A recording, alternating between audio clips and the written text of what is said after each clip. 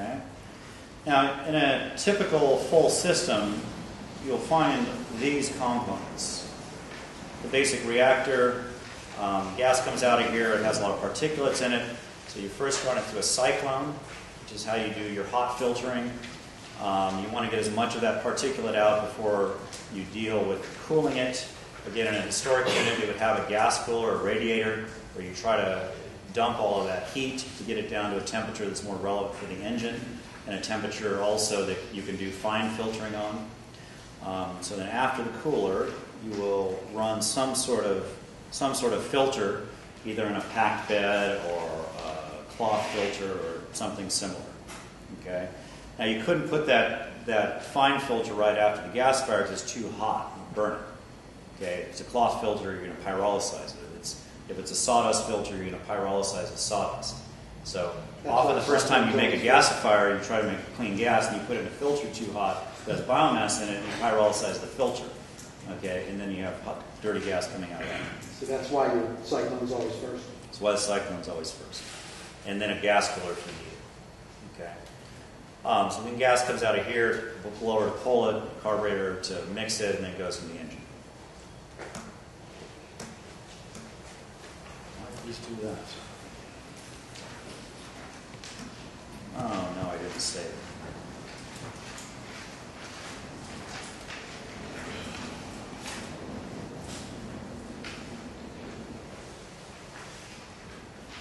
Okay, so what we've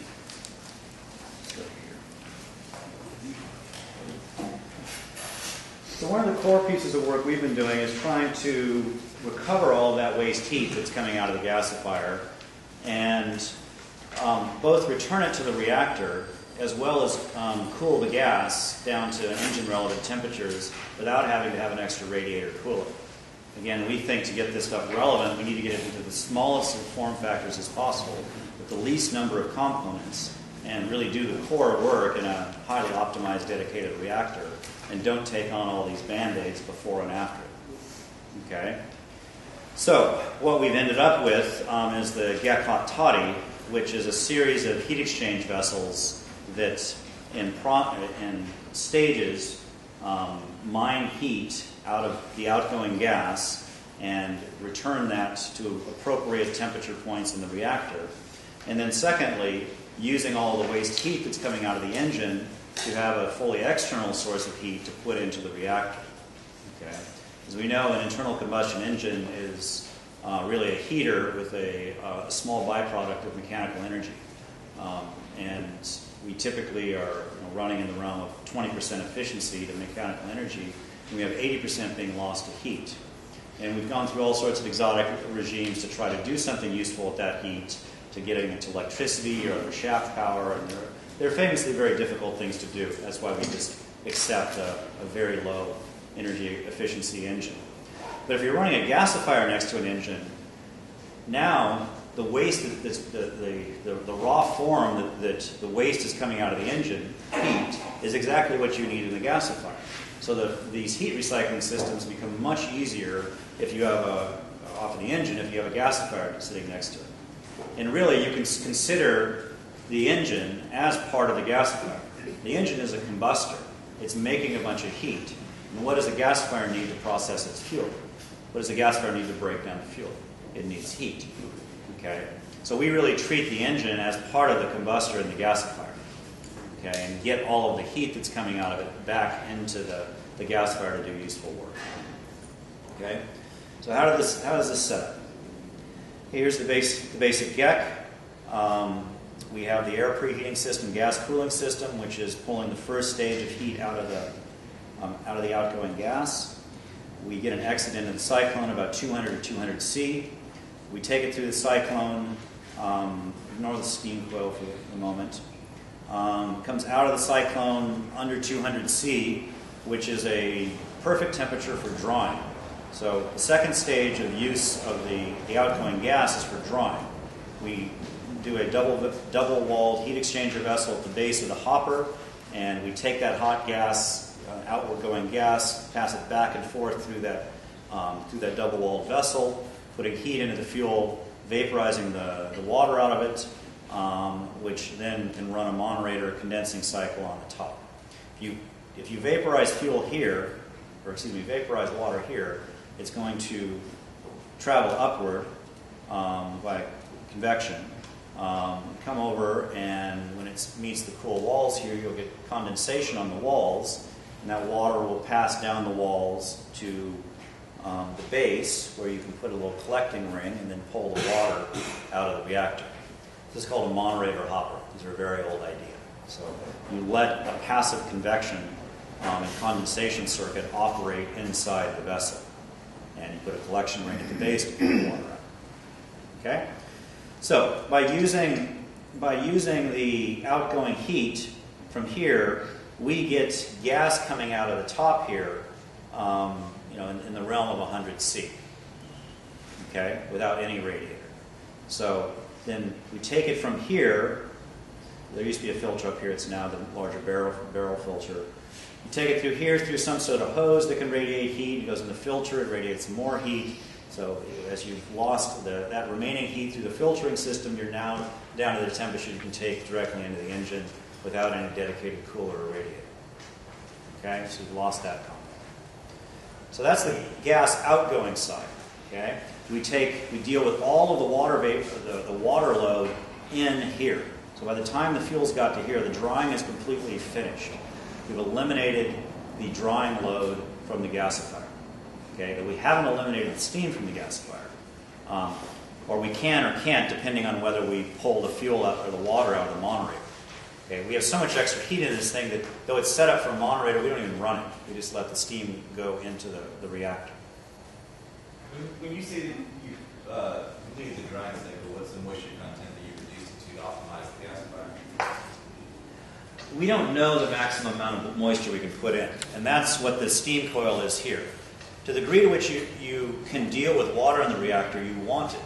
More water vapor in the reactor is going to break over the char, and you're going to get a higher fuel quality out. So why these things have such poor energy density is because you're combusting inside the reactor to get your heat, but you're combusting with oxygen or with air that's 80% nitrogen. So you have a bunch of nitrogen in the system, which is diluting your outgoing fuel gas. So you want to minimize the amount of combustion that you have internally in the gasifier. So if you're bringing in a bunch of other heat into the gasifier, you can combust less internally to get to the amount of heat you need. If you have an infinite source of heat and you can actually transfer it into the gasifier, you don't need any burning in it internally, which is how an indirect gasification system works. Okay? There's also cold gasification systems where you heat the coal, you make the red hot char bed, and then you pass steam across that char bed, breaking it into hydrogen carbon monoxide, pulling the energy out. You get the fuel gas coming off, and when you've dropped the temperature down to where the reaction bed starts or stops, you then transition to a second reactor that's been heated up in the interim. These are called carbureted systems. This is how town gas was made historically. It's two reactors side by side. You burn one and get it really, really hot, okay, pass steam over it, generate your gas just off of the heat that's in that char bed. So you get full hydrogen and CO without any nitrogen in it. And while you were doing that, you were burning another one to get it up to temperature. So when this one's run out, you now switch. You make your gas out of this one and then burn this one. So you go back and forth. So that gets the nitrogen out. Okay? So you can go in that direction by adding other heat in real time through heat transfer solutions. So that's the process that we're on here, is trying to maximize the amount of heat that we're putting into the system such that we minimize the amount of combustion in the system. You were pointing to a steam coil. Where is that? Okay, so we actually have more, again, we have more heat in the outgoing gas than we can take into the air, and we really have too much to finish the drawing also. So, and we want to be able to we want to get the maximum amount of water or vapor into the reactor that we can handle to increase the fuel quality. The problem is, at different pull rates and different gas flow rates, the amount of water you can handle is going to vary, because the amount of combustion and temperatures achieved inside is going to vary. So ideally, you would like to dynamically control the amount of water you put into the reactor in relation to what you see as real-time temperatures inside the reactor. Okay, you can say, oh, you can't say like, well, fuel at 15% is perfect. Well, it might be a nice average, but there's times where you, at very high loads, you can put in much more water, and if you're trying to run a very low load, you'd like to have less water. So ideally, you are variably injecting the water in relation to what the reactor can take. So as soon as you have a control system and you can measure the temperature inside the reactor, and you know what the minimums are to complete the tar conversion, you can now control the injection of water. Okay? And that's the next step that you can see here. We haven't done it yet, but the notion is you use the heat in the cyclone, you wrap it with a copper coil to raise steam, and that steam is then taken in through the air inlet to the degree to which the reactor can handle it. So you measure in real time the critical temperatures in the reactor, you maximize the amount of steam that you put into it until you, but always keeping it above the minimums you need in the reactor. So this is part of the point of all of the testing and documentation work that we were doing, or Bear was doing last year, was all about to understand or trying to relate correlations between temperature inside the reactor and tar that comes out of the reactor. Okay, we've now completely formalized those numbers so that we can say if we see X temperature at the critical point in the reactor, we know our tar production will be Y. Okay? So with that raw number as a temperature, we now have a very simple to measure value that we can use to determine how much water to put in the reactor. Okay. Your heat exchanger for your steam is copper on the outside of your on the cyclone, it's wrapped on the outside, or it's on That's what we've thought. I mean, there's many better ways we can do it. But I think it'll be enough just to get it on the outside. just to get it up to steam. Yeah, but we might have to do it on the inside. We have to do some other exchange. I don't really know. So the other thing you get out of that is once you have a place to put water in this reactor and you can do it mindfully, you now have the potential to responsibly run a water filtering system.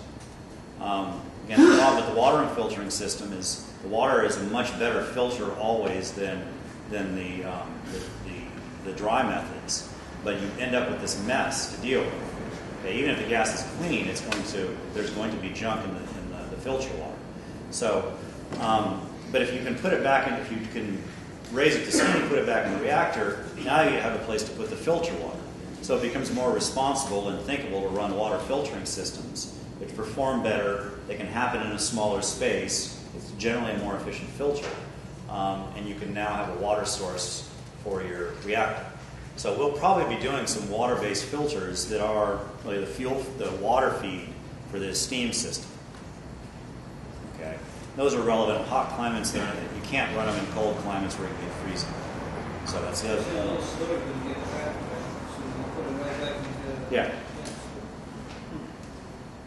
You don't get tar buildup on the inside of the exchanger farm? Yes, that's the issue. That's the issue. So you still can't make dirty gas. Okay. So I mean, if you're this filtering scenario, the current filtering scenario and the current architecture is premised on you have clean gas, and if you don't, the filter is not going to be enough. So we have to make clean gas. But even once you've made clean gas, you're going to have particulates in it and soot and other things that you can filter much better with water than you can dry stuff. Okay? And to the degree that you start wanting to look at liquid systems, getting a liquid system on top of this thing, you need very, very clean gas, much more than you're going to do with just basic packed bed filters. So an engine, once you get rid of the tar, the engine can tolerate a lot of soot, doesn't really care, but that won't work if you're dealing with a liquid system. So when do you think you're going to put that the water injection system in there by next summer? Well, all of the control things to do it already exist. We just haven't had time to do it. I mean, the GCU is set up such that you can measure all the